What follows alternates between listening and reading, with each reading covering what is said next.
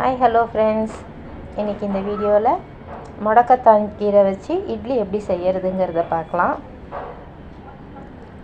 நல்லா கண்ணுக்கு குளிர்ச்சியாக கலர்ஃபுல்லாக நல்லா சாஃப்டாக இருக்குது இந்த இட்லி. இந்த வாசனை எதுவுமே இல்லாமல் நல்லாயிருக்கும் இட்லி. இந்த இட்லி எப்படி செய்கிறதுன்னு பார்க்கலாம் வாங்க. ரொம்ப சிம்பிளாக செஞ்சிடலாம். இதுக்கு நான் ஒரு 2 கைப்பிடி அளவு முடக்கத்தான் கீரை எடுத்துட்டுருக்கேன். இதுதான் முடக்கத்தான் கீரை.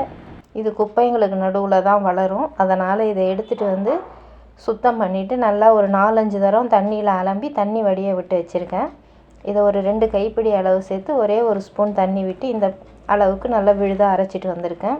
ரொம்ப தண்ணி விட வேண்டாம். மையறதுக்கு மட்டும் ஒரே ஒரு ஸ்பூன் விட்டால் போதும். இது கொஞ்சம் வழுவழுப்பு தன்மையோடு இருக்கும். இது அப்படியே இருக்கட்டும். இப்போ நம்ம வீட்டில் இட்லி மாவு இருக்கும் இல்லையா, ஒரு கிண்ணத்தில் எடுத்துட்டுருக்கேன். இந்த இட்லி மாவு கூட நம்ம அரைச்சி வச்சுருக்கேன். இந்த விழுதை சேர்த்துப்போம். இந்த ஒரு கிண்ண மாவுக்கு இந்த 2 கைப்பிடி அளவான முடக்கத்தான் கீரையோட விழுது சரியாக இருக்குது. இதுக்கு மேலே சேர்த்தோன்னா அடிக்கிற பச்சை கலரில் இருக்கும். குழந்தைங்க பார்த்தாலே ஓடி போயிடுவாங்க. இந்த அளவு போட்டால் போதும். நல்லா கண்ணுக்கு சாஃப்டாக நல்லா இருக்குது. இது நல்லா கலந்துட்டு இது ஒரு 5 நிமிஷம் அப்படியே இருக்கட்டும்.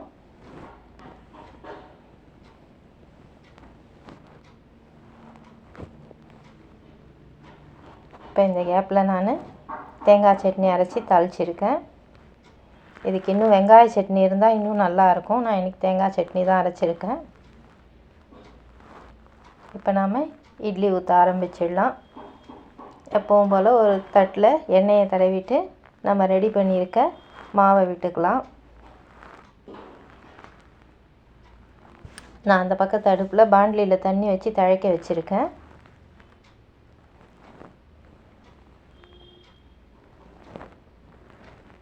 லஞ்ச் பாக்ஸுக்கு கூட நீங்கள் இதை கொடுத்து விடலாம் குழந்தைங்களுக்கு. கசப்பு அதெல்லாம் அந்த வாசனை எதுவுமே இல்லாமல் இட்லி ரொம்ப நல்லா இருக்குது. தண்ணி நல்லா தழிச்சிருக்கு. நம்ம ரெடி பண்ணி வச்சுருக்க இட்லி தட்டில் இதை வச்சு ஒரு 15 நிமிஷம் வேக வச்சு எடுத்துக்கலாம். இது ரொம்ப சிம்பிளாக செய்கிற மெத்தடு. இதுக்குன்னு தனியாக செய்வாங்க. அரிசி புழுங்கல் அரிசி ஊற வச்சுட்டு இந்த கீரையை மட்டும் சேர்த்து அரைச்சி செய்வாங்க. அதெல்லாம் ரொம்ப ப்ராசஸ் நிறையா இருக்கிறதுனால செய்யாமல் விட்டுருவோம். இது இட்லி மாவு இருந்து முடக்கத்தான் கீரை காரமாட்ட சொன்னால் கூட சுத்தம் பண்ணியே ஒரு கவரில் கொடுத்துட்றாங்க இப்போல்லாம் 10 ரூபாய்க்கு. நிறைய மெடிசினல் பெனிஃபிட் இருக்கிறதுனால இதை இப்படி கூட நம்ம ஈஸியாக செஞ்சு சாப்பிட்லாம். இட்லி இப்போ நல்லா வெந்திருக்கு. இதை நல்லா ஆற வச்சு இட்லி தட்டிலேருந்து எடுத்து சர்வ் பண்ணிடலாம். நான் முதல் சொன்ன மாதிரி இதுக்கு வெங்காய சட்னி நல்ல ஆப்டாக இருக்கும். நல்ல காரசாரமாக இருந்தால். நான் இன்றைக்கி தேங்காய் சட்னி தான் அரைச்சிருக்கேன். அதனால் காரத்துக்காக மேலே இட்லி பொடி தூவிக்கிறேன். எவ்வளோ சாஃப்டாக பஞ்சு மாதிரி இருக்குது பாருங்கள். கண்டிப்பாக இந்த மாதிரி ஒரு தடவை ட்ரை பண்ணி பாருங்கள். இதே மாவில் தோசை வார்த்தாலும் நல்லா வருது. மிஸ் பண்ணாமல் ஒரு தடவை ட்ரை பண்ணி பாருங்கள். உங்களுக்கும் பிடிக்கும். தேங்க்ஸ் ஃபார் வாட்சிங். Bye friends.